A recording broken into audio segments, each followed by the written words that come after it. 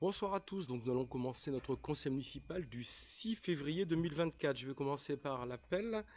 Donc monsieur Jean-Claude Bagnouls.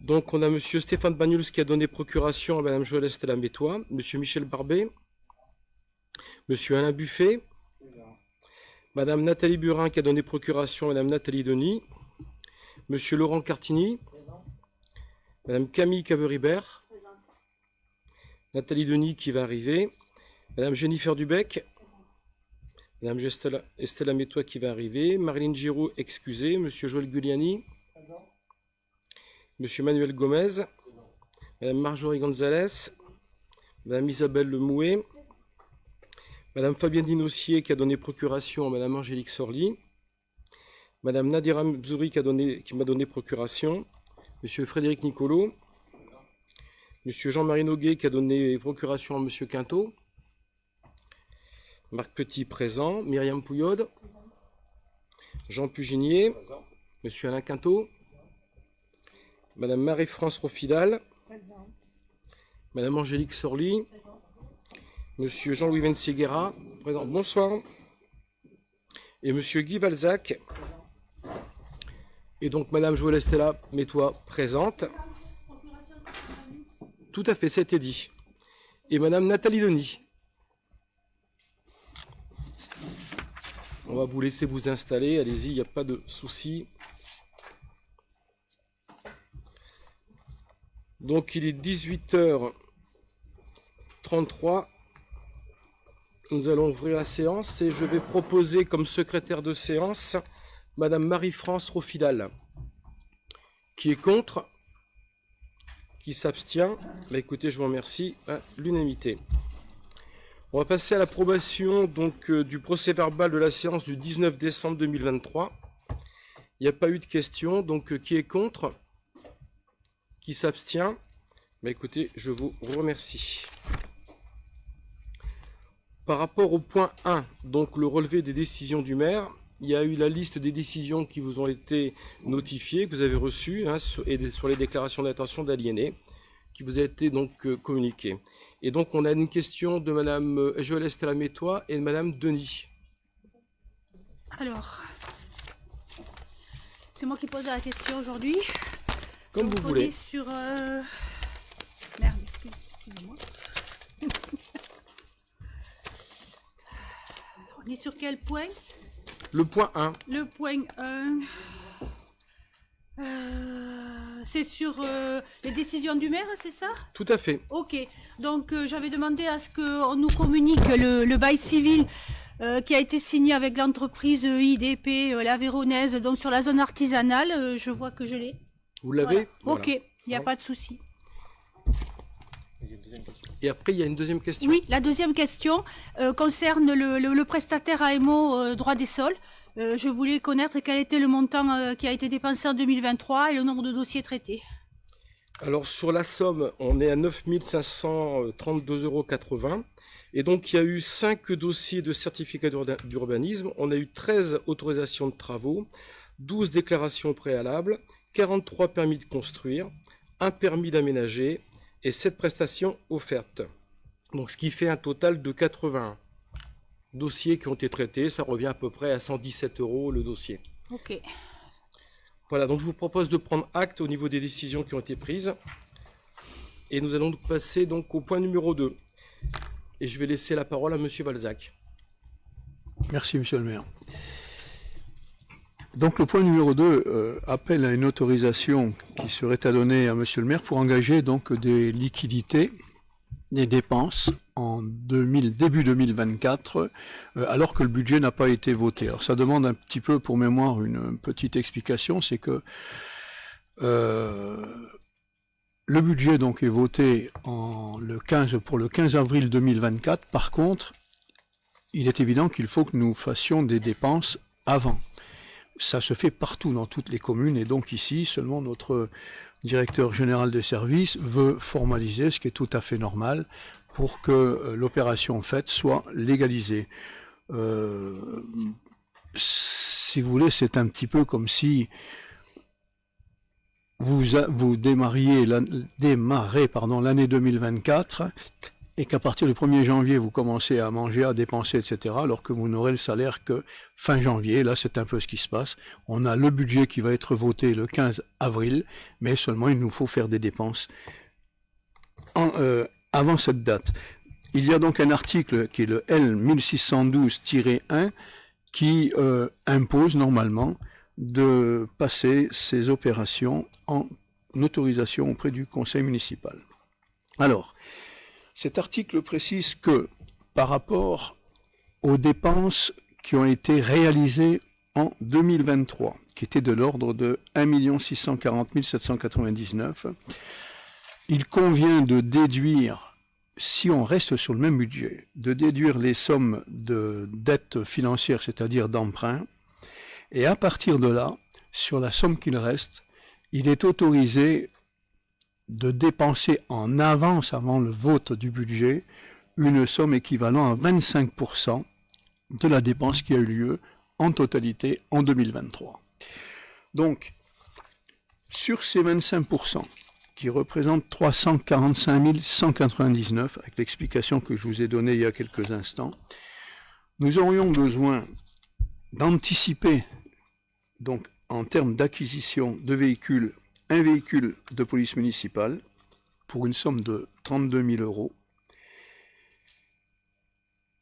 un véhicule pour le service technique, cimetière je crois, 32 000 euros, et service technique, pardon, et nous avons donc pour les cimetières, entre création de casiers, columbarium, etc., 75 000 euros. Alors, toujours sur ces 345 000, nous demandons à ouvrir un montant de dépenses de 141 960, ce qui est encore en deçà de l'autorisation des 345 000 qu'on a vu tout à l'heure. Donc, je propose à Monsieur le maire de passer au vote pour l'adoption de ces dépenses. Écoutez, je vous remercie aussi, Monsieur Valzac, et il faut aussi rajouter, donc bien sûr, l'achat de matériel au niveau des ordinateurs portables, oui, tout à fait. Et la téléphonie. Voilà. Donc simplement, ce qui fait de toute façon toujours pareil, une somme de 141 960 euros. En téléphone et téléphonie, il y en a donc pour 1660 et 1300 euros. Tout à fait. Toujours pareil, donc sur le compte 21 838, matériel informatique. Et le compte 21 85 sur le matériel téléphonie. Donc, il est proposé au conseil municipal, après en avoir délibéré, de décider de m'autoriser à engager, liquider et mandater au budget principal de l'exercice 2024 les dépenses d'investissement prévues au nom pour le compte de la commune et signer toutes les pièces de nature administrative, technique ou financière nécessaires à l'exécution de la présente délibération. Et de dire que ces crédits seront inscrits au budget principal de l'exercice 2024. Nous allons procéder au vote. Donc, qui est contre ? Qui s'abstient? Écoutez, je vous remercie. À l'unanimité. Le point numéro 3 qui est sur l'indemnité du personnel municipal pour les élections. Donc vous savez qu'on aura les élections pour le mois de juin 2024, les élections européennes. Et nous allons donc procéder, on a prévu une enveloppe financière qui est de 3 845 euros, en sachant que c'est une somme globale à condition que tous les agents souhaitent être rémunérés. Sinon, ils ont le choix. Soit ils récupèrent leurs heures, ou soit on les comptabilise et bien sûr on les rémunère. Donc c'est soit en récupérant le temps de travail effectué, soit pour le paiement d'indemnités horaires pour travaux supplémentaires éligibles aux indemnités horaires pour travaux supplémentaires, ce qu'on appelle l'IHTS, et soit pour les autres pour la perception de l'indemnité forfaitaire complémentaire pour élection qui est l'IFCE. Voilà, donc comme je vous disais, donc c'est soit une enveloppe prévisionnelle pour environ 164 heures pour l'organisation et le fonctionnement de la journée électorale. Donc ça sera sur un budget global de maximum 3 945 euros. Et donc je vous propose donc au conseil municipal, après en avoir délibéré, de décider d'approuver les dispositions énoncées ci-dessus concernant l'attribution de l'indemnité forfaitaire complémentaire pour élection IFCE, ainsi que l'indemnité horaire pour travaux supplémentaires, l'IHTS, et de m'autoriser à appliquer les dispositions en résultant dans la limite des crédits budgétaires définis et inscrits pour le paiement de ces indemnités, étant précisé que le montant global des crédits prévus pour les élections se déroule en 2024 et fixé à 164 heures. et de dire que les dépenses en résultant seront imputées au chapitre 012 du budget principal de l'exercice 2024. Nous allons passer au vote. Qui est contre? Qui s'abstient? Écoutez, je vous remercie à l'unanimité. Donc le point numéro 4, je vais laisser la parole à Madame Marie-France Rofidal. Merci, Monsieur le maire.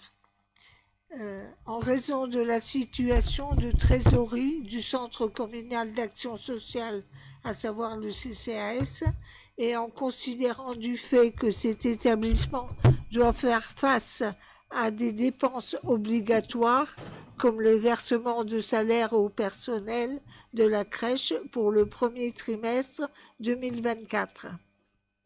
Il convient d'octroyer une subvention municipale au CCAS qui lui permettra de couvrir ses dépenses obligatoires avant le vote de son budget en mars prochain. Une fois la préparation budgétaire achevée, il conviendra, le cas échéant, de soumettre à l'Assemblée délibérante de la commune l'approbation d'une subvention complémentaire nécessaire à l'équilibre du budget du CCAS. Il est proposé au conseil municipal de se prononcer sur le versement d'une subvention de 100 000 € au centre communal de Clara. Et je repasse la parole à Monsieur le maire. Écoutez, je vous remercie Madame Rofidal. Donc il est proposé au conseil municipal, après en avoir délibéré, de décider d'approuver le versement de cette subvention donc pour un montant de 100 000 € donc au CCAS et d'affecter la dépense correspondante sur les crédits inscrits au budget primitif de la commune de l'exercice 2024. Nous allons procéder au vote. Donc qui est contre? Qui s'abstient? Écoutez, je vous remercie à l'unanimité. Pour le point numéro 5, c'est l'acquisition de plein droit de biens vacants et 100 mètres. Donc nous avons fait des recherches avec le service urbanisme depuis déjà maintenant presque 2 ans et demi, afin d'acquérir tous les biens 100 mètres qui se trouvent donc sur le territoire bien sûr de la commune. Donc je vais donc les terrains qui sont à acquérir, il y en a à peu près pour presque 13 hectares. Ce qui est quand même assez important, et je rappelle que ça fait à peu près une somme de 200 000 €. Donc c'est ce qui va tomber, au niveau de notre patrimoine. On aura l'équivalent de 13 hectares en plus pour, on va dire, entre guillemets, l'euro symbolique.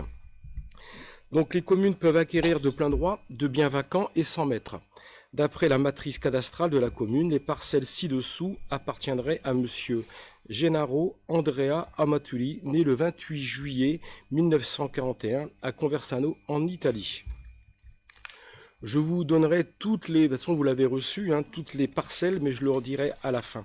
Simplement, donc je rappelle que ça fait donc un total de 25 parcelles pour à peu près environ 13 hectares et une somme à peu près de 200 000 €. Donc ce qui est quand même très très bien pour la collectivité.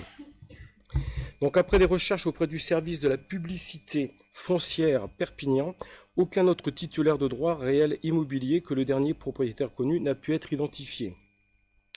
La commune n'a pas eu connaissance d'un éventuel successible et pris la qualité d'héritier de M. Gennaro Andrea Amatuli. Il est nécessaire de préciser que le bien a été grévé plusieurs fois d'hypothèque par le Trésor public pour non-paiement d'impôts. Dès lors, ce bien immobilier revient de plein droit à la commune de Clara à titre gratuit. Ça fait quand même très très longtemps que ces biens sont 100 mètres.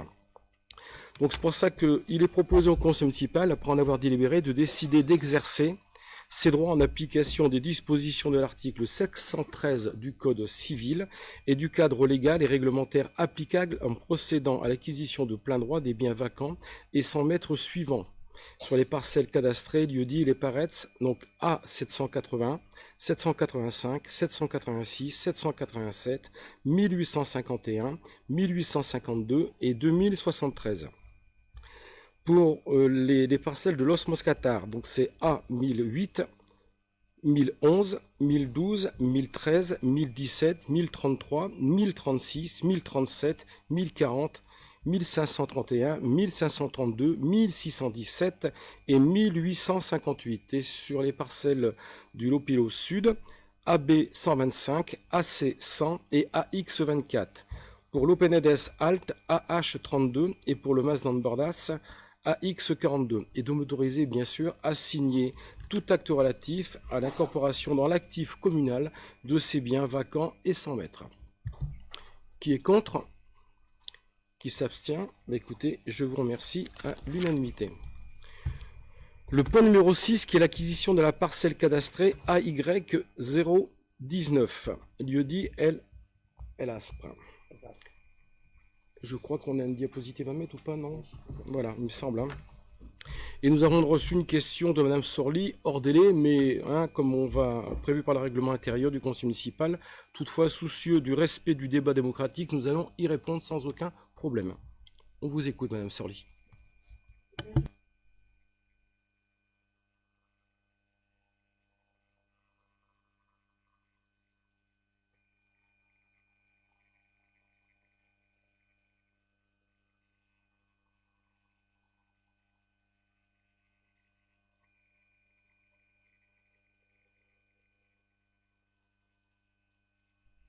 Donc c'est un projet parce qu'on a, avec le nouveau PGRI qui est sorti, enfin qui n'est pas encore effectif, mais qui est sorti en mars 2023, on nous demande d'acquérir quelques parcelles afin d'agrandir notre bassin d'extension.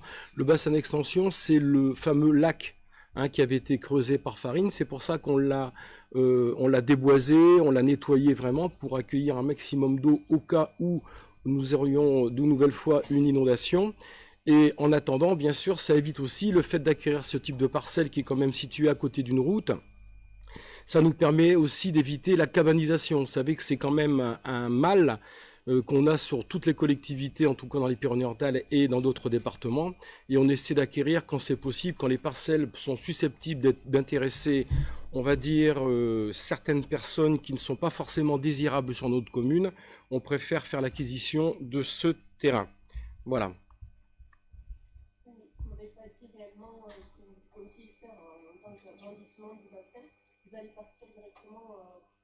Alors je vais le redire, il me semblait l'avoir dit, mais je vais le redire. Non, c'est pas bien grave, écoutez, il n'y a aucun souci. Donc je disais donc que l'État nous préconise de faire des réserves foncières afin d'agrandir le bassin de rétention actuel, qui est le lac, qui a été fait par Farine. Voilà.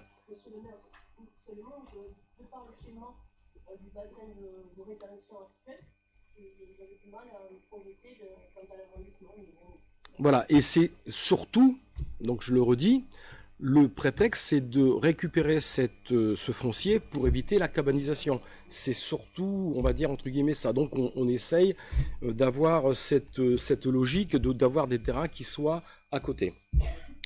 Donc simplement par courrier du 8 décembre 2023, Madame Armisen a proposé de céder à la commune la parcelle AY019 située, lieu-dit El Aspre, d'une surface de 3093 m² à 1,50 €, soit un total de 4639,50 €. La commune souhaite acquérir ce bien situé dans un emplacement réservé du PLU en vigueur dans une démarche d'extension d'un bassin de rétention et bien sûr pour éviter la cabanisation. Il est proposé au conseil municipal, après en avoir délibéré, de décider d'approuver la proposition d'acquisition de la parcelle AY19 d'une contenance de 3093 m² à 1,50 € le m², soit un total de 4639,50 €, donc appartenant à Madame Chantal Armissens. De dire que la vente sera passée par acte authentique devant notaire, la SCP Ribot Estève Jean-Jean Marty et Arnaud Diez, notaire, avenue d'Argelès-sur-Mer à Perpignan, et de me charger de l'exécution de la présente délibération qui pourra signer tous les actes et documents nécessaires et de dire que les crédits seront prévus au budget principal de l'exercice 2024. Donc nous allons passer au vote. Qui est contre? Qui s'abstient? Écoutez, je vous remercie à l'unanimité. Pour le point 7, c'est l'acquisition de la parcelle cadastrée AP04 du lieu-dit El Orts, c'est pas grave. Et nous avons reçu des questions de Madame Nathalie Denis et de Madame Joëlle Estella-Métois. Oui, voilà, ma question concerne cette parcelle, un peu dans le même esprit qu'Angélique Sorli. On n'a pas le projet dans sa globalité. J'ai regardé la parcelle, elle n'est pas mitoyenne au groupe scolaire. Vous parlez d'un projet de désengorgement de la circulation sur l'école élémentaire. Donc, moi, là, ma question, c'est de savoir effectivement comment cette parcelle s'intègre dans le projet, s'il va y avoir d'autres acquisitions de parcelles pour finalement aboutir à la réalisation du projet que vous envisagez. Et donc, on aimerait bien connaître effectivement ce projet. Alors, je vais vous répondre. Donc, je ne sais pas si tout le monde voit le... Voilà. Donc, la parcelle qui est concernée, c'est celle-ci. Oui. On a l'école qui est ici. Oui. Donc, on a le parking, on ne le voit pas. Ça serait peut-être mieux de mettre peut-être une autre photo, non? Il faut mettre le plan de situation. Voilà, le plan de situation, c'est mieux comme ça. Ça sera beaucoup plus clair pour tout le monde. Donc, nous avons aujourd'hui le parking... Alors, je suis désolé. Ah, si. Le parking existant qui est ici. Donc, il faut savoir que le 17 octobre dernier, on a acquéri cette parcelle-ci, hein, qui est passée en conseil municipal. C'est laquelle, la numéro 2? La 2. D'accord, ok. D'accord. La 2 qui donne directement sur la voie qui est derrière. D'accord, ok. Donc, il faut savoir que si jamais on veut désengorger le parking et surtout la circulation de l'école Yves Ducès ici, il fallait qu'on acquiert aussi cette parcelle 04 afin qu'on puisse faire une route qui puisse désengorger. Ça nous mettrait en fait l'école Yves Ducès dans un sens unique parce qu'aujourd'hui c'est très accidentogène. Quand vous voyez les parents qui déposent les enfants le matin, ils arrivent bien sûr par la rue du Mai 45, ils font ça, ils font demi-tour et c'est à chaque fois, on va dire, c'est pas évident pour les parents d'élèves. Donc en sachant qu'ici, nous sommes aussi en train d'acquérir, ça fait plus de 2 ans que nous sommes sur cette parcelle, donc ce qu'on appelle pour les Clairaninques la maison Bodoma. Ouais. D'accord. Donc la maison Bodoma, il ne nous reste plus qu'un seul héritier qui doit donner son accord, et donc on ouvrira ici une route. Donc la route sera diffusée et dimensionnée afin qu'un bus puisse passer, qu'une piste cyclable puisse aussi être mise juste sur le côté, et la route va faire ça. Je ne sais pas si on voit bien avec le petit pointeur laser. Voilà. Ouais. On va faire ça, et en plus ça va rejoindre ici sur le Lopilo la piste cyclable qui sera faite par le département pour le collège, hein, qui va aller jusqu'au collège. Donc c'est un bon sens et ça évitera justement les problèmes, comme on voit des fois les parents qui peuvent s'énerver parce qu'il y a énormément de circulation et c'est très accidentogène pour les enfants. Ça nous permettra de désengorger, donc les gens arriveront toujours par le même endroit. Par contre, ça sera mis en sens unique et les gens repartiront là-bas pour après au travail et pourquoi pas déposer aussi les enfants au collège. Donc en fait, c'est la continuité de la parcelle que nous avons achetée le 17 octobre dernier à la délibération. Donc voilà. Oui, mais effectivement, elle n'est pas mitoyenne du groupe, mais effectivement, il nous manquait l'information de la parcelle avec la maison qui donc doit être acquise des héritiers de la personne décédée. Par contre, la question qui me vient à l'esprit, qui n'est pas prévue, mais qui me vient à l'esprit, c'est la maison va être détruite pour réaliser ce désengorgement? Pas du tout, non, non. Vous regardez la maison, je ne sais pas si vous le voyez, on peut pas grandir. La maison est située ici. On la voit, non? Ah voilà, le plan, vous voyez là, l'espace. Oui, donc on a déjà cette petite bande ici qui appartient à la collectivité, vous voyez.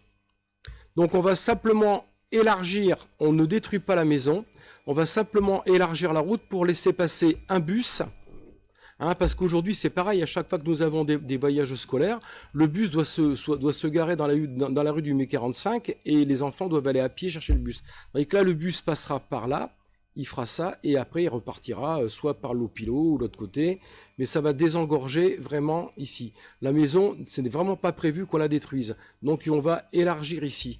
Hein, je dis bien pour laisser passer un bus et une piste cyclable et bien sûr un trottoir.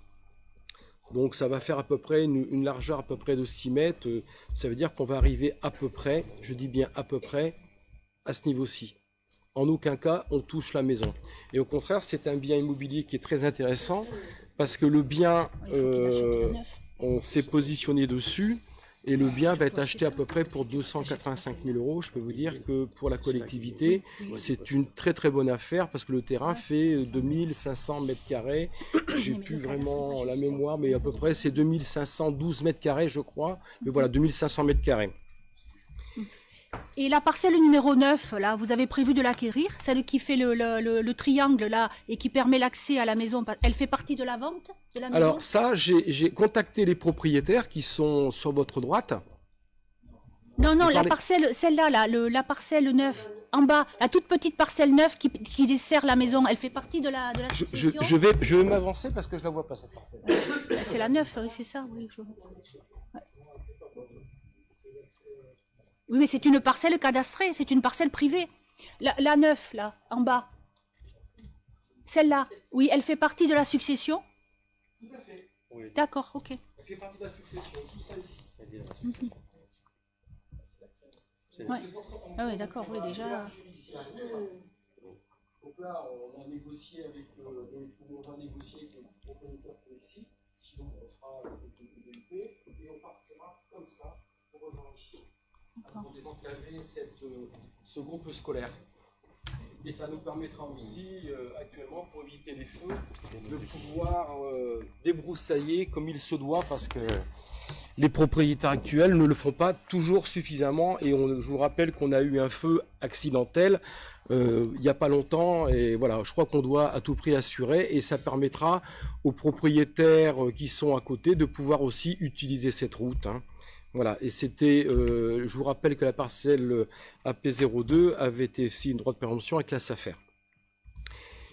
Est-ce que j'ai répondu à vos questions? Voilà.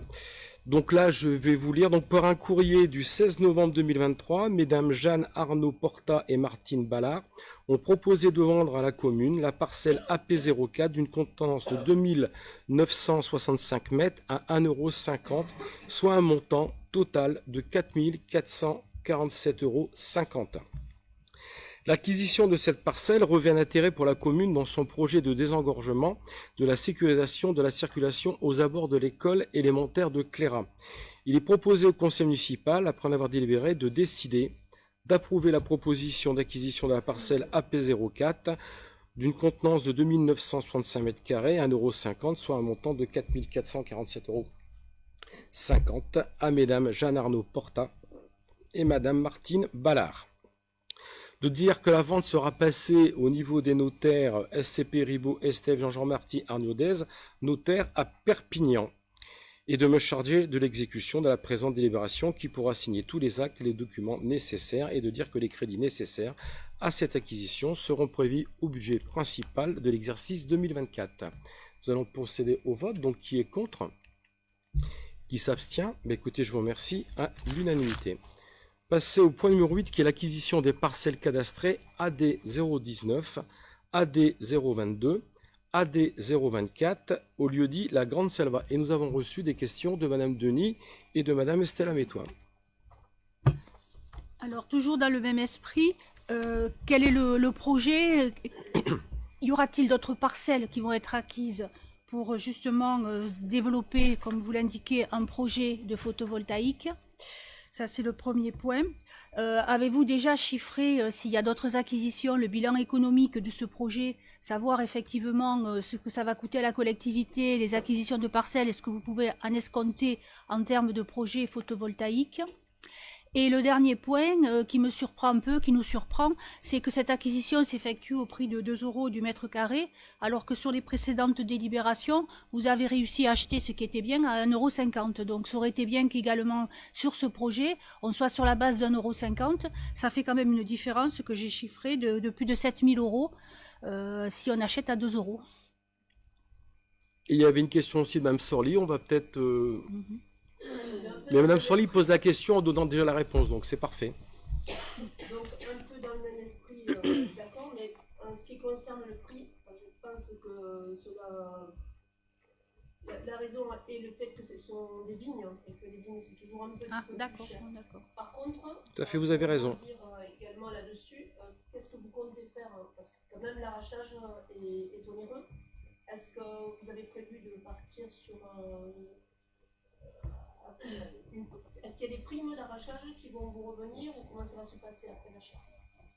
Non, les primes d'arrachage, c'est uniquement un droit qu'ont droit les viticulteurs, les agriculteurs, mais pas une collectivité. Il faut savoir que cette zone-là, c'était la zone Z hein, qu'on avait délibéré ensemble le 23 novembre. Je ne sais pas si vous vous souvenez.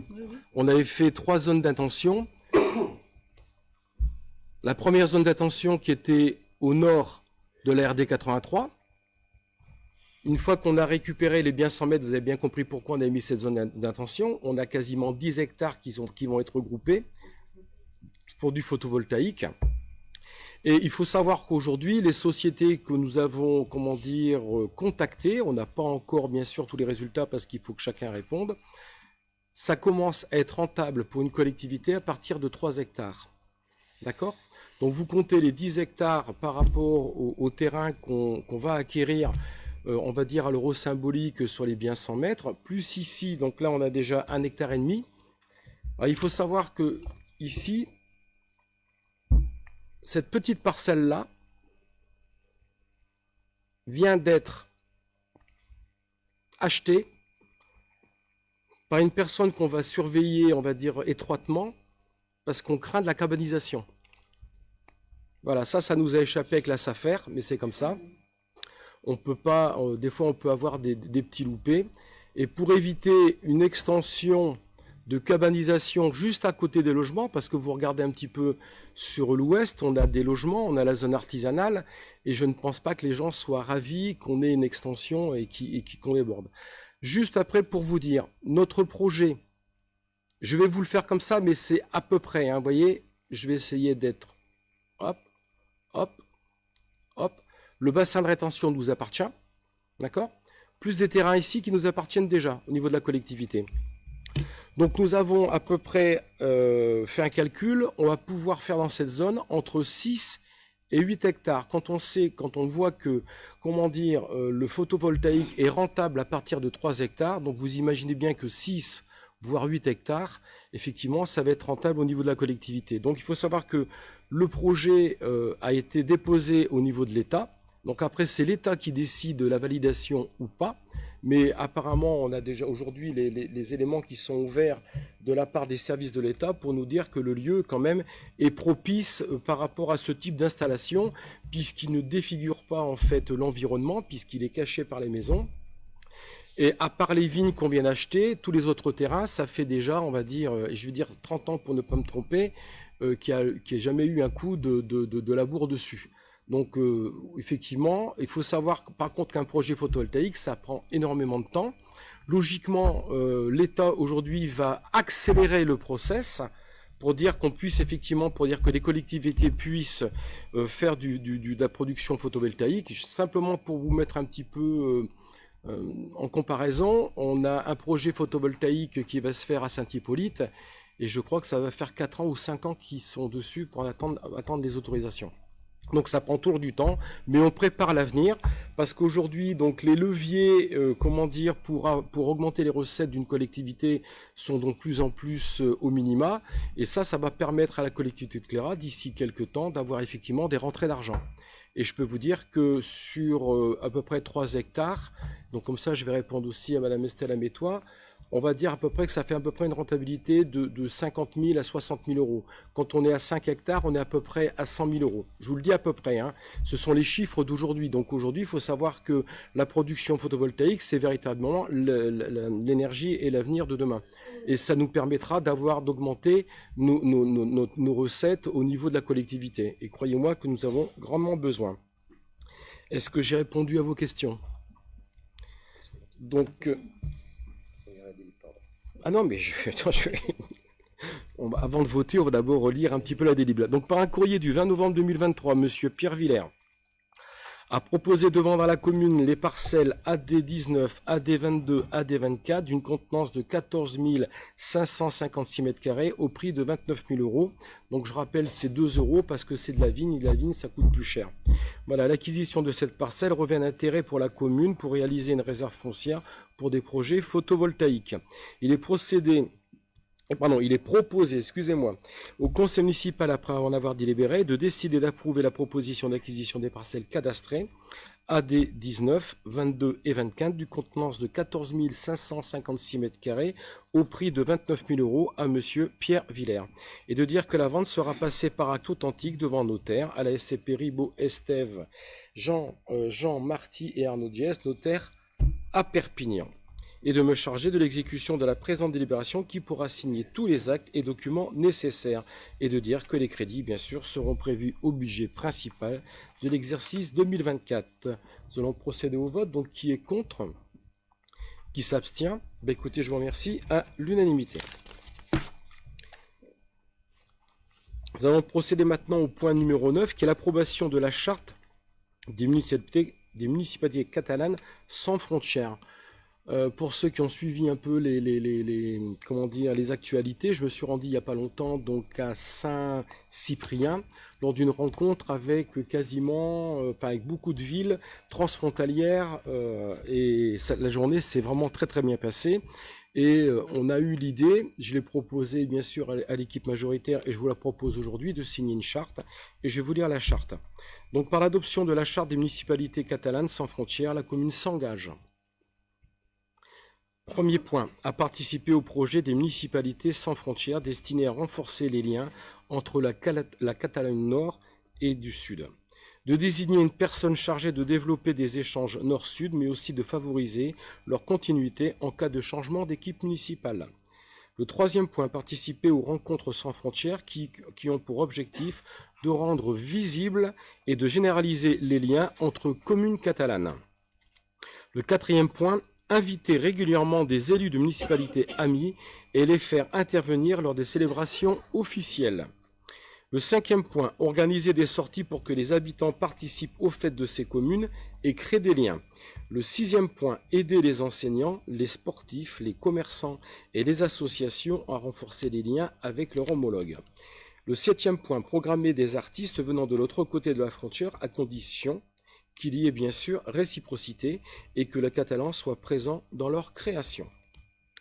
Huitième point, promouvoir la langue, la culture, l'histoire et l'identité commune avec des projets partagés destinés à effacer la frontière mentale. Le neuvième point, utiliser en priorité la langue catalane dans le cadre de ces échanges afin d'en améliorer l'usage. Et le dixième point, placer cette charte signée dans un endroit visible de notre mairie afin que les visiteurs puissent prendre connaissance de ce projet. Donc il vous est proposé, après en avoir délibéré, de décider d'approuver la charte des municipalités catalanes sans frontières, telle qu'annexée à la présente délibération. Y a-t-il des contre? Des abstentions? Écoutez, je vous remercie. Votez à l'unanimité. On va nommer, donc au niveau de la nomination, je pense à nommer Madame Camille Caveribert. Voilà, qui est contre? Qui s'abstient? Écoutez, je vous remercie à l'unanimité. Pour le point numéro 10, je vais laisser le point à Madame Isabelle Lemouet. Et c'est Bestiole. Merci. Alors, la bibliothèque municipale de Cléra souhaite solliciter le prêt d'une exposition itinérante qui s'intitule Portrait de Bestiole à compter du 1er mars 2024. Alors, ce prêt interviendrait dans le cadre d'un projet pédagogique mené en concertation avec les accueils de loisirs, la bibliothèque autour d'un éveil à la nature, au développement durable. Donc, cette exposition comprend des sculptures, des photographies, un DVD de making-of et du matériel de présentation. Le tout pour une valeur d'assurance de 5 275 €. Donc, il s'agit tout simplement d'approuver la convention du prêt. Écoutez, je vous remercie beaucoup. Et donc, il est décidé au conseil municipal, après en avoir délibéré, de décider d'approuver la convention de prêt à titre gracieux à l'exposition itinéraire Portrait de Bestiole, proposée par Médiathèque départementale des Pyrénées-Orientales, telle qu'annexée, et de m'autoriser à signer la dite convention et tout acte utile en la matière. Qui est contre? Qui s'abstient? Écoutez, je vous remercie à l'unanimité. Pour le point numéro 11, je vais laisser la parole à Monsieur Buffet. Tu prends le micro et t'appuies. C'est l'approbation de la convention d'utilisation du stand de tir de Bachas pour les agents de la police municipale. Les policiers municipaux ont l'obligation de s'entraîner au tir 2 fois par an. La convention de la société de tir sportif de Bachas propose d'autoriser la police municipale de Cléra, dans le cadre des formations obligatoires de tir, à utiliser une partie de ces installations situées à Bachas, au lieu dit les Esverdes. La durée de la dite convention est d'1 an, tacitement reconductible pour une nouvelle période d'1 an, moyennant le prix de 70 € par séance de tir, payable sur présentation d'une facture trimestrielle à déposer sur le portail de facturation dédié aux administrations, Chorus Pro. Il est proposé au conseil municipal d'approuver la convention proposée. Monsieur le maire. Merci. Donc, je vous propose, il est proposé au conseil municipal, après en avoir délibéré, de décider d'approuver la convention annexée à la présente délibération afin que la police municipale de Cléra puisse utiliser l'installation du stand du tir de Bachas. Voilà, dans le cadre des formations obligatoires de tir.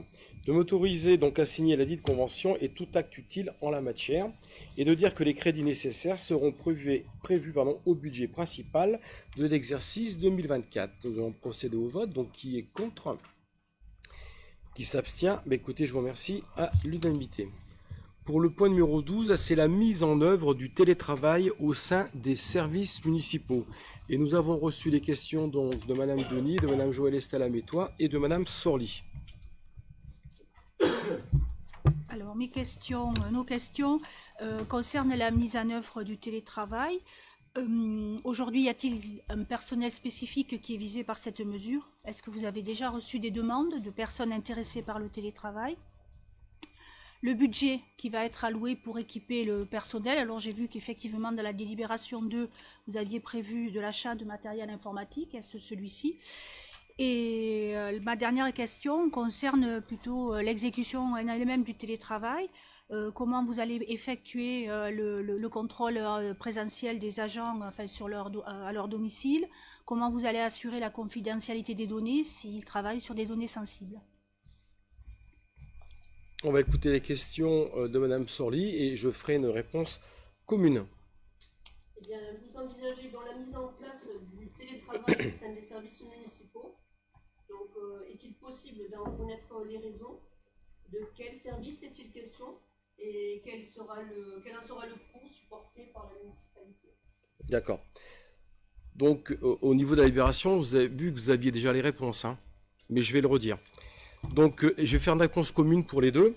Donc, comme il est indiqué dans la délibération, le personnel éligible au télétravail est celui dont les missions ne nécessitent pas d'assurer un accueil ou une présence physique dans les locaux de la collectivité ou lorsque l'accomplissement des travaux ne peut être réalisé qu'en dehors des locaux. Depuis plusieurs mois, des demandes de télétravail ont été sollicitées par plusieurs services de la mairie, communication, finances, urbanisme, etc. La présente délibération a pour objet de cadrer le dispositif après dialogue social opéré préalablement avec le comité social territorial. Voilà, un budget de 3 200 € est prévu pour l'acquisition du matériel, soit 2 ordinateurs portables, en plus de ceux qui sont déjà à disposition des agents depuis notre élection. Donc depuis notre élection, nous avons modernisé le parc informatique qui a été revu intégralement. Et en conséquence, nous pouvons déployer beaucoup plus aisément le télétravail. Je vous rappelle aussi qu'en cas de récidive de Covid ou de confinement, aujourd'hui, la mairie de Cléra n'était pas prête pour pouvoir faire ce travail. Donc les contrôles sont évidemment prévus et relèvent de la responsabilité managériale des encadrants. Un système de pointage des agents en télétravail sera en ce sens mis en place. Le comité social territorial, je vous rappelle que ça a été voté à l'unanimité par le comité social territorial, sera associé au suivi du dispositif. Et en ce qui concerne le respect de la confidentialité, la délibération et la convention télétravail rappellent les règles applicables, comme dans l'ensemble des collectivités ayant recours au télétravail. Je vous rappelle qu'on ne fait simplement appliquer ce que quasiment toutes les collectivités font déjà depuis un petit moment. Nous ne l'avions pas encore mis en place puisqu'il nous manquait les VPN, il nous manquait du matériel informatique qui soit performant et surtout la fibre. Alors, juste pour votre information, ça se fait au département, ça se fait à la communauté urbaine, ça se fait à Canet et ça doit se faire aussi dans des villes qui sont limitrophes de Cléra. Donc c'est simple, quand vous êtes branché sur votre ordinateur, on sait quand vous êtes branché dessus et on sait surtout quand vous arrêtez de travailler dessus. Donc pour comptabiliser le temps de travail, c'est simple. Et il faut savoir que ça sera toujours sous une forme de volontariat. D'accord ? On a fait quelques essais et on a vu que c'était d'ailleurs particulièrement efficace parce que c'est vrai que lorsqu'on travaille chez soi, on n'est pas dérangé par le téléphone et c'est pas un reproche, on n'est pas dérangé par les collègues ou par des élus qui viennent dans les services et c'est vrai que on se rend compte que le travail est beaucoup plus efficace. Et juste pour votre parfaite connaissance, lorsque j'étais à la communauté urbaine, moi qui étais complètement opposé en fait au télétravail, je peux vous dire j'étais capable en une journée de faire quasiment ce que je faisais en 3 jours. Donc c'est beaucoup plus efficace, on est beaucoup plus serein et beaucoup plus apaisé et on a moins de contraintes, on est moins dérangé par le téléphone et autres. Donc simplement, je rappelle aussi que ce télétravail, on va faire un essai, ça sera 2 jours dans le mois, ça sera uniquement sous autorité managériale, donc c'est le chef de service qui dira oui ou non, et c'est lui qui sera en charge bien sûr de contrôler. Il faut savoir qu'aujourd'hui avec les logiciels informatiques que nous avons, nous pouvons tout à fait contrôler, le travail effectué par l'agent. C'est pas uniquement on allume l'ordinateur et on l'éteint, on peut voir aussi la productivité du travail qui est fait. Voilà, et je l'ai déjà dit, mais le recours du télétravail relève du volontariat. Je ne vais pas lire tous les points parce qu'il y a 8 articles que vous avez reçus, parce que sinon je crois qu'on va faire nocturne. Mais vous avez les 8 articles qui ont été, qui vous ont été envoyés avec le détail véritablement sur la mise en œuvre. Après, on ne fait pas une révolution, on a repris simplement ce qui se faisait déjà dans les autres collectivités et on l'a simplement adapté à la ville de Cléra, tout simplement. Donc il y a 8 articles. Et donc, moi, je vais vous demander d'approuver les modalités de mise en œuvre du télétravail au sein des services de la commune. Donc, je vais quand même rappeler pour les personnes qui nous écoutent les 8 articles. Article 1, c'est l'activité éligible au télétravail. De là, on a tout un texte qui est bien défini et bien clair et bien précis. L'article 2, locaux mis à disposition pour l'exercice du télétravail. Là aussi, c'est bien détaillé. L'article 3, c'est les règles à respecter en matière de sécurité des systèmes d'information et de protection des données. L'article 4, c'est les règles à respecter en matière de temps de travail, de sécurité et de protection de la santé. L'article 5, c'est modalités d'accès des institutions compétentes sur le lieu d'exercice du télétravail afin de s'assurer de la bonne application des règles applicables en matière d'hygiène et de sécurité. L'article 6, modalité de contrôle et de comptabilisation du temps de travail. Donc c'est bien précisé, c'est avec ça qu'on va savoir effectivement si l'agent joue son rôle ou pas. On a pu faire quelques essais, je peux vous dire que véritablement c'est très probant et franchement ça fonctionne très très très bien. L'article 7 qui est modalité de prise en charge des coûts découlant directement de l'exercice du télétravail. L'article 8, la modalité et durée de l'autorisation d'exercer ces fonctions de télétravail. En sachant que c'est pour une temporalité d'1 an. D'accord? Et après, on renouvellera. Je fais abstraction de tout ça. Et donc, vous allez donc passer au vote. Qui est contre? Qui s'abstient? Écoutez, je vous remercie à l'unanimité. Le point numéro 13, c'est un point c'est un point récurrent qui vient lors de nos conseils municipaux. Dès qu'on mange un changement de personnel, un mouvement, on modifie automatiquement le tableau des effectifs. Le tableau, vous l'avez reçu. Et donc, je ne sais pas s'il y a des questions là-dessus ou pas, mais je crois que c'était bien détaillé, comme à chaque fois. C'est vrai que c'est quelque chose d'assez récurrent. Donc, après avis favorable, toujours pareil, après avis favorable du comité social territorial, il est proposé au conseil municipal, après en avoir délibéré, de décider d'approuver la suppression des postes ne correspondant pas aux besoins de la collectivité, tels que précisés ci-dessus, tant dans les emplois permanents que non permanents. D'approuver la création des emplois correspondant à temps complet et non complet en raison de nécessités de service pour assurer le bon fonctionnement du service public tel que précisé ci-dessus, tant dans les emplois permanents que non permanents, et d'approuver le tableau des effectifs de la collectivité mis à jour. Qui est contre? Qui s'abstient? Mais écoutez, je vous remercie à l'unanimité. Nous arrivons au point numéro 14, qui est le déplacement accompli par les élus de la communauté dans l'exercice de leurs fonctions, modalité de prise en charge. Et nous avons reçu une question de Madame Sorli. Est-ce que vous pouvez appuyer sur votre micro, s'il vous plaît, Madame Sorli? C'est pas grave. Merci. Donc c'est une question globale donc qui touche autant le bon, mais on va rester sur le point 14 ans. C'était simplement de savoir jusqu'à maintenant comment vous avez pu fonctionner en fait, puisque depuis votre début, le début du mandat. Je vais vous répondre. Voilà. Alors, je suis un peu surpris de votre question, mais je vais répondre, comme ça au moins tout le monde sera informé.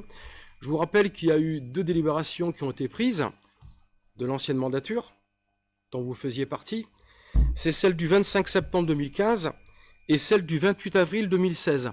Et donc aujourd'hui, nous étions sur ces délibérations-là, tout simplement. Donc aujourd'hui, avec l'augmentation, de la nourriture, l'augmentation des trajets et autres, on remet à jour simplement les tarifs, parce que les tarifs aujourd'hui, je vous rappelle que c'était 10 € pour une restauration. Aujourd'hui, 10 €, c'est juste pas possible, quoi. On ne peut pas se nourrir avec ça. Une petite précision aussi, depuis que nous sommes élus, aucun élu, je dis bien aucun élu, n'a demandé d'indemnité, de déplacement ou de restauration. Je dis bien aucun. Voilà. Donc, je vais faire abstraction aussi parce que vous avez reçu l'ensemble des formalités, un petit peu comme on avait fait pour le télétravail. Là, nous avons 4 articles. Le premier article, c'est les frais de déplacement courant sur le territoire de commune. Ce sont l'article numéro 2, le point numéro 2, les frais pour se rendre à des réunions hors du territoire de la commune. Le point numéro 3, c'est les frais liés à l'exclusion du mandat spécial, qui est très long et qui est très détaillé. Et le point 4, les frais de déplacement des élus à l'occasion de l'exercice de leur droit à la formation. Donc les frais pris en charge sont les suivants, les frais de transport, d'hébergement et de repas, bien sûr, si c'est nécessaire. La compensation de perte de revenus, ça c'est effectivement si un élu est en capacité de nous donner les justificatifs, et à ce moment-là, on le dédommagera.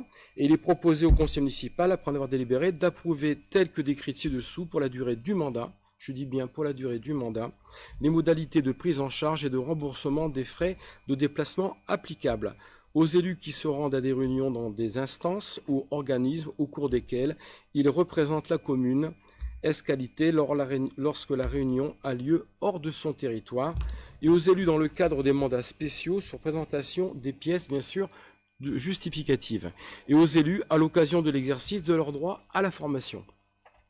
Voilà, donc nous allons procéder au vote. Donc qui est contre? Qui s'abstient? Mais écoutez, je vous remercie à l'unanimité.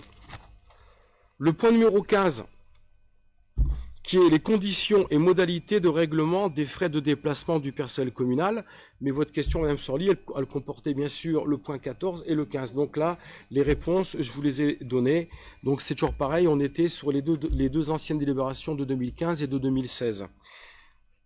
Donc je vais simplement préciser, bien sûr, que nous sommes passés, bien sûr, au niveau du CST, pour avoir l'approbation qui a été votée à l'unanimité. Et il est considéré comme un agent en mission, l'agent en service qui mudit d'un ordre de mission. Uniquement les agents avec un ordre de mission. D'accord? Et l'ordre de mission, généralement, il est prévu pour 12 mois. Voilà, ils sont tous faits. Voilà, comme le précise notre directeur général, M. Benjamin Pierre Ventol. J'ai bien dit cette fois-ci, ça va? Très bien.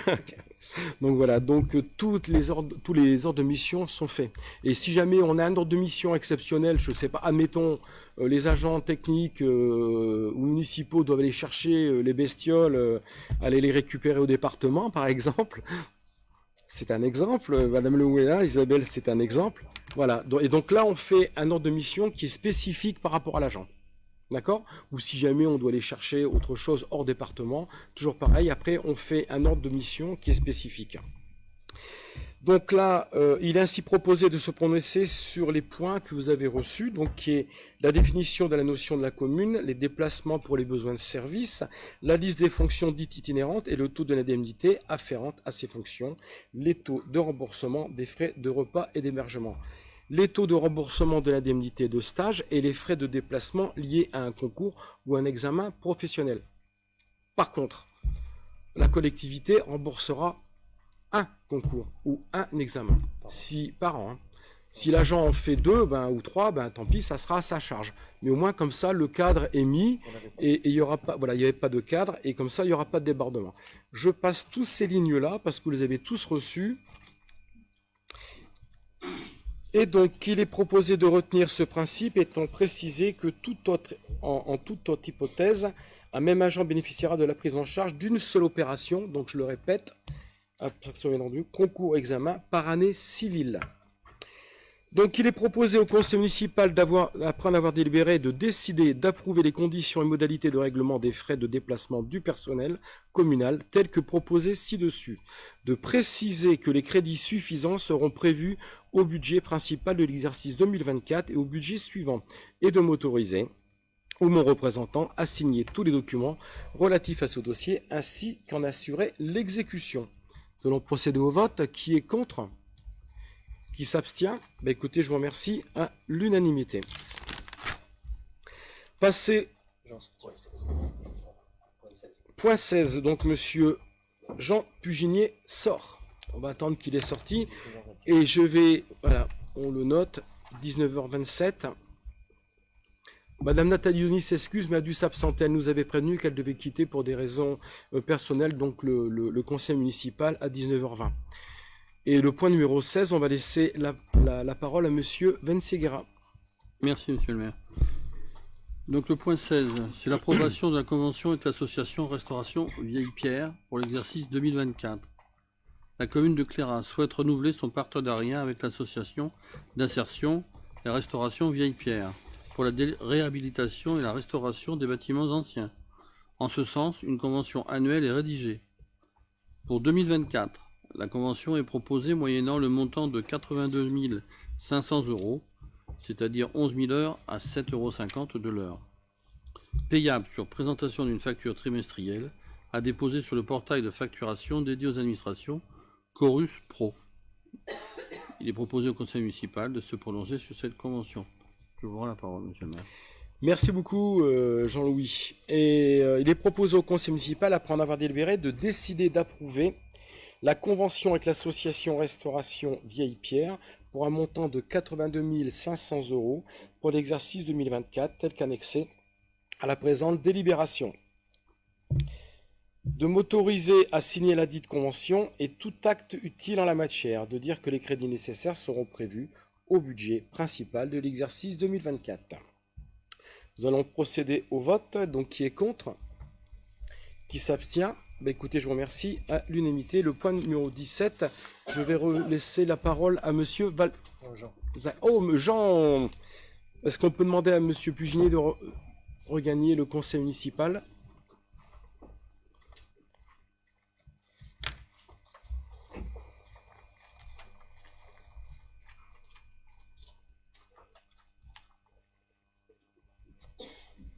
Et donc pour le point 17, je laisserai la parole à monsieur Valzac, qui est pour les conditions et modalités de remboursement au budget principal des frais du personnel, et de l'administration générale pour les budgets annexes de l'eau et l'assainissement.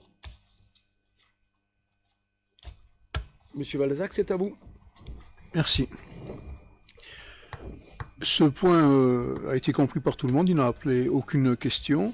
Il s'agit en fait des frais de personnel et d'administration générale des budgets annexes eau et assainissement qui sont aujourd'hui payés sur le budget principal sans remboursement par les budgets annexes.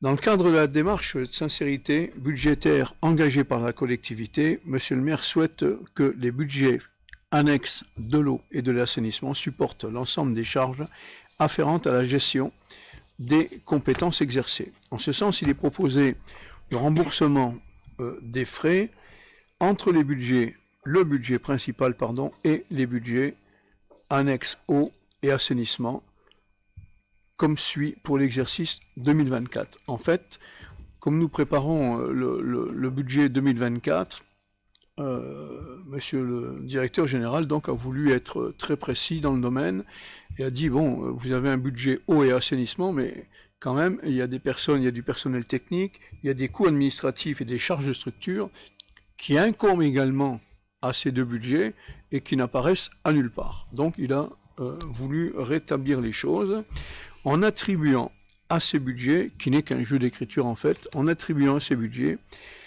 un demi-salaire brut et charges patronales annuelles du directeur des services techniques, soit 31 612 €, qui doivent être supportés à raison de 40% sur un budget eau, donc 12 644,80, et 60% sur le budget assainissement, 18 967,20 €.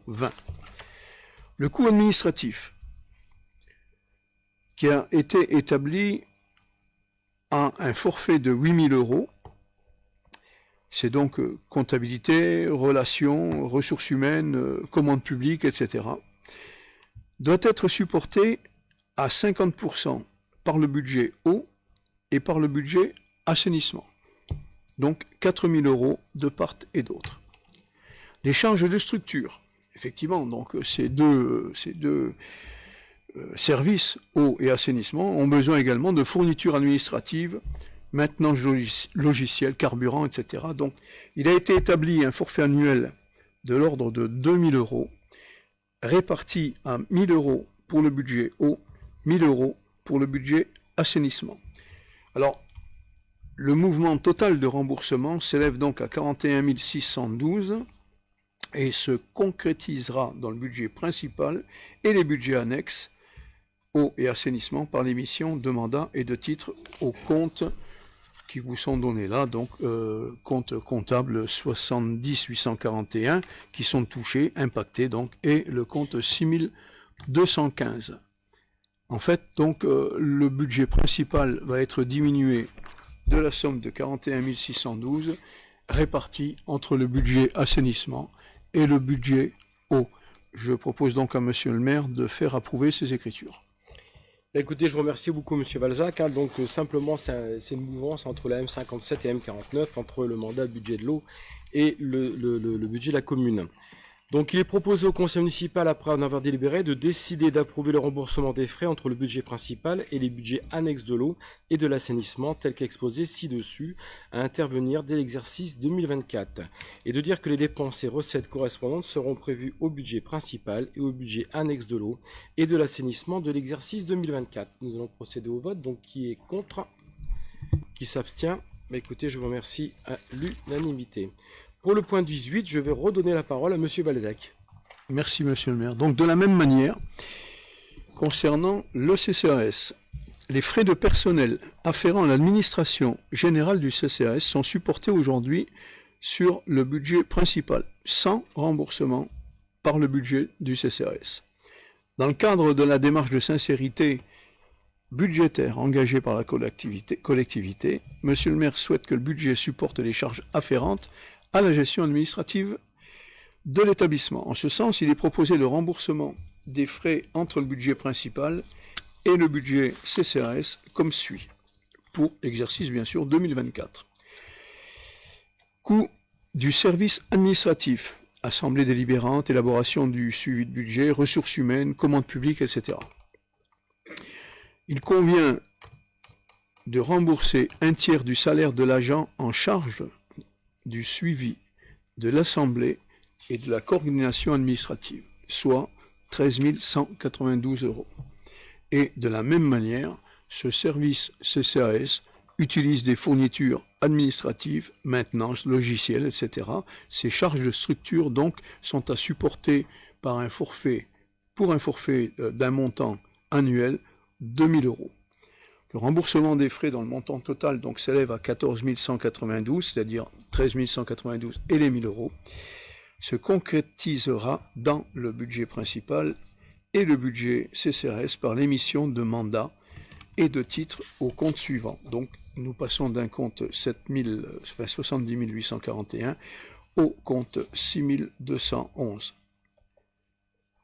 Et je demande donc à Monsieur le maire de proposer l'adoption du passage de ces écritures. Écoutez, je vous remercie beaucoup, Monsieur Valzac. En tout cas, c'était très clair et simple. Il est proposé au conseil municipal, après en avoir délibéré, de décider d'approuver le remboursement des frais entre le budget principal et le budget du CCAS, tel qu'exposé ci-dessus, à intervenir dès l'exercice 2024. De dire que les dépenses et recettes correspondantes seront bien sûr prévues au budget principal de l'exercice 2024. Et ils ont procédé au vote, donc qui est contre? Qui s'abstient? Bah, écoutez, je vous remercie. À l'unanimité. Le point 19, je vais de nouveau laisser la parole à Monsieur Venseguera. Merci, monsieur le maire. Le point numéro 19. Il s'agit de la convention d'organisation et de financement des travaux de mise en place d'une infrastructure de recharge pour des véhicules électriques et hybrides rechargeables. Le développement à grande échelle du véhicule électrique en France suppose que des infrastructures de recharge soient disponibles pour tous les usagers. Si l'essentiel des recharges se fera à domicile ou sur les lieux de travail, la disponibilité de bornes de recharge en accès public est jugée indispensable pour assurer l'utilisateur contre le risque d'autonomie insuffisante. La commune de Cléra a transféré la compétence communale infrastructure de recharge pour véhicules électriques, IRV, au CIDEL 66, en l'application de l'article L.2224-37 du CGCT, et souhaite bénéficier de l'installation de bornes de recharge électrique. Le CIDEL 66 et la commune de Cléra se sont rapprochés afin d'envisager une répartition financière au titre des frais de fonctionnement et d'investissement de la future borne de recharge du parking Salvatore Dali. Ce rapprochement est formalisé par la présente convention annexée à la délibération. Le CIDEL 66 détermine les modalités techniques et administratives selon lesquelles l'ouvrage sera réalisé, sous sa maîtrise d'ouvrage. En tant que maître d'ouvrage désigné en vertu de la présente, le syndicat choisit le maître d'œuvre, si nécessaire, et la ou les entreprises qui seront chargées de la réalisation des travaux. Le CIDEL 66 est chargé de la coordination des travaux avec l'entreprise désignée par leur réalisation. Il tient à informer la commune du bon déroulement de l'opération au fur et à mesure de ces différentes phases et s'assure de la bonne exécution des travaux jusqu'à leur réception. Le montant total estimatif des travaux correspond à la somme de 10 636,50 € hors taxe, soit 12 763,80 € TTC. Toutefois, le montant défini des travaux prendra en compte l'actualisation des prix conformément au marché passé avec les entreprises.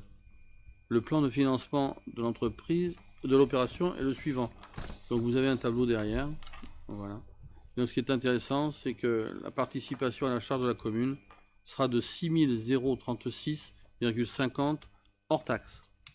Il est proposé au conseil municipal, après en avoir délibéré, d'approuver la convention à intervenir avec le CIDEL pour l'installation d'une rive au parking Salvatore Dali. Je vous rends la parole, monsieur le maire. Merci. Et donc, je vous propose d'approuver la convention d'organisation et de financement des travaux de mise en place d'une infrastructure de recharge pour véhicules électriques et hybrides rechargeables pour l'opération du parking Salvatore Dali et intervenir avec le CIDEL 66. La convention est annexée à la présente délibération et de dire que les dépenses correspondant aux travaux prévus sont bien sûr prévues au budget principal de l'exercice 2024. Nous allons procéder au vote. Donc, qui est contre? Qui s'abstient? Écoutez, je vous remercie à l'unanimité. Le point numéro 20, droit à la formation des élus pour l'exercice 2024. C'est un point qu'on revotera et qui passera en délibération chaque année. Je vais vous faire grâce de lire tous les articles comme à chaque fois. On l'a lu l'année passée, donc on va aller au principal et à l'essentiel. Donc le conseil municipal est invité à délibérer sur l'exercice du droit à la formation de ses membres et en déterminer les orientations et les crédits ouverts à ce titre. On a mis exactement le même budget que l'année passée. Donc à ce titre, il sera proposé au budget 2024 un montant de 15 000 € dédié à ces formations, comprenant les frais d'enseignement, de déplacement, de séjour et de perte de revenus, le cas échéant. Ce montant est déterminé annuellement au moment du vote du budget. Le montant des indemnités maximales théoriques, je dis bien théorique pour l'exercice 2024, est de 113 843,61 €. Montant plancher qui est fixé à 2% est de 2 278,87 € et le montant du plafond 20% est de 22 788 €. Et donc, il est proposé donc au conseil municipal, après en avoir délibéré, d'approuver l'enveloppe de 15 000 € afférente au droit à la formation des élus pour l'exercice 2024. Donc, qui est contre?